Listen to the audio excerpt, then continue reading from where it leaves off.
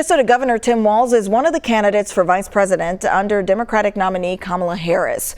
Want to know more about his past policy? Here's a look back at Walz's career and background. I am the chair of the Democratic Governors Association. Tim Walz was born in the spring of 1964 and grew up in small-town Nebraska. Look, I went to a high school, 400 people in the town, 24 kids in my class. He joined the National Guard as a teenager using the GI Bill to pay tuition at Nebraska's Chadron State College. Walz would serve in the National Guard for the next 24 years. After graduating, he taught in China for a year. Then he returned to Nebraska, where he began his career as a school teacher. In 1994, he married fellow school teacher Gwen Walz.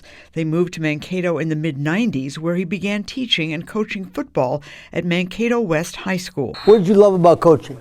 Oh, I think everything about it. Certainly being with the kids. His first serious venture into politics was in 2004 when he was a volunteer for John Kerry's presidential campaign. He was the first elected to Congress in 2006 from Minnesota's 1st congressional district. It was a big upset. He beat the Republican incumbent Gil Gutnick by more than 5 percentage points. Walz would serve in Congress for the next 12 years. Only thing I heard from the people out here is we're going to rebuild, and they said we're not looking for handouts, we're just looking for a hand up. He ran for governor in 2018, beating Republican Jeff Johnson by more than 11 points. I will be your governor just as much as I will be for the people in this room. The defining moments of his first term came in a tumultuous year, 2020. First came the COVID pandemic. Walz supported major lockdowns, with restaurants temporarily closing and schools going remote. And I'm trying the best I can to give the data based on the science, pushing the envelope as close as I can to opening things up. Then on May 25th, George Floyd was killed by Minneapolis police.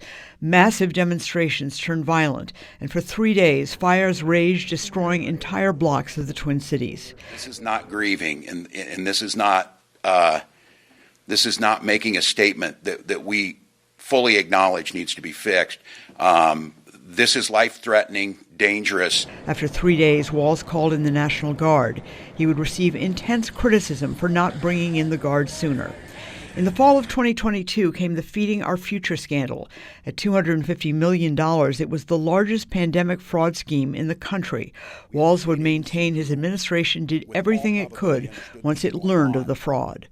Despite escalating criticism, Walz easily won re-election in 2022.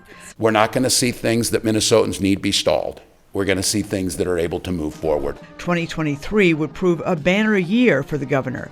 He was part of a DFL trifecta that passed a sweeping progressive agenda that included free school meals, codifying abortion rights, legalizing marijuana, enacting paid family leave, and more. History will write the story. I keep hearing about this. What's this going to mean? Well, we'll find out. We're pretty sure it's going to mean a fairer, more inclusive, better, and more prosperous Minnesota. Late that year, he was named chair of the Democratic Governors Association. In July of 2024, he led a delegation of Democratic governors to the White House to confront President Joe Biden over concerns about his age.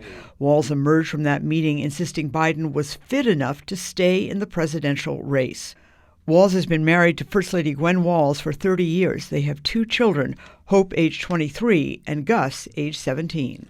Esme Murphy, WCCO News.